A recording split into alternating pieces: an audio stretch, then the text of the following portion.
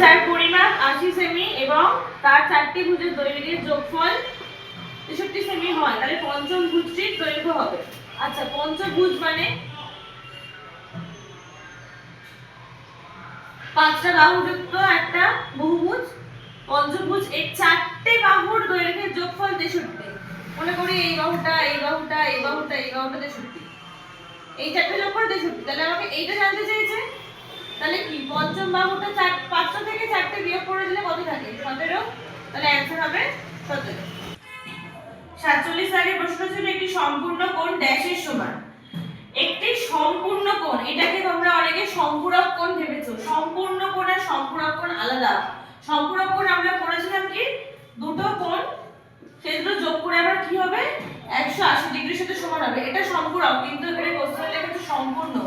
সম্পূর্ণ কোণ মানে কি, আমি কাটা কম্পাসটা ধরলাম, এরকম ভাবে কম্পাসটা ধরে যদি আমি ঘোরাই, পুরো এরকম ভাবে যদি ঘুরে আসে, ঘুরে এসে কি হবে, এটা একটা বৃত্ত হবে। বৃত্ত সেন্টারে যে কোণটা উৎপন্ন হচ্ছে কত ডিগ্রি? 360 ডিগ্রি। সম্পূর্ণ মানে কমপ্লিট হচ্ছে। তা 360 ডিগ্রি মানে কত? 4 সমকোণ। তাহলে এটা উত্তর কি হবে? অপশন ডি, 4 সমকোণ। 40 আগের কোশ্চেনে ছিল একটি আয়তক্ষেত্রের অভ্যন্তরীণ কোণের যোগফল হবে কত? একটি আয়তক্ষেত্র, আয়তক্ষেত্রে আমরা জানি প্রত্যেকটা কোণ কত? 90 ডিগ্রি। এটাও 90, এটাও 90, এটাও 90। তাহলে 90 90 যোগ করলে কত হবে?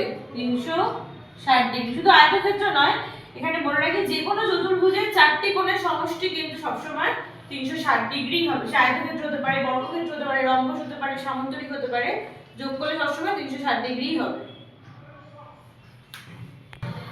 49 নাম্বার কোশ্চেনে এরকম একটা গ্রাফ দেওয়া ছিল। গ্রাফ দিয়ে লেখা ছিল কি 115টি পরিবারের একটি সার্ভে রিপোর্টে এক একটি পরিবারে কত সন্তান আছে তা দেওয়া হয়েছে। মানে এটা একটা সার্ভে রিপোর্ট যেখানে এক একটা পরিবারে কত সন্তান আছে তা দেওয়া হয়েছে।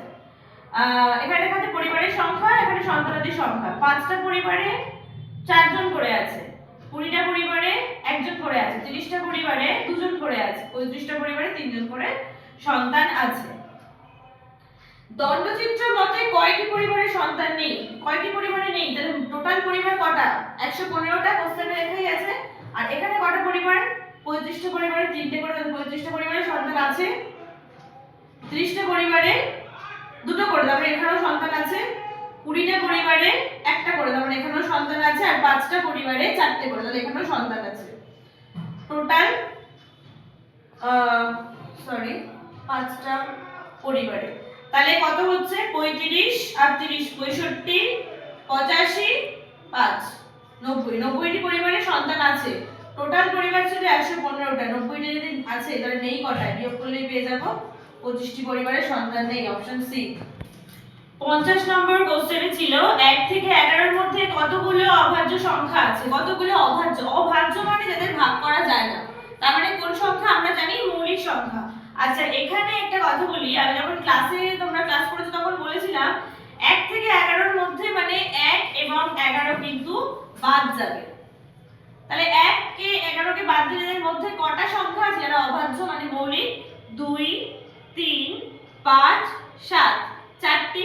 অনেকে কি করেছো, এই 11 কে ধরে 5টা করেছো, কিন্তু 5 সঠিক উত্তর হবে না।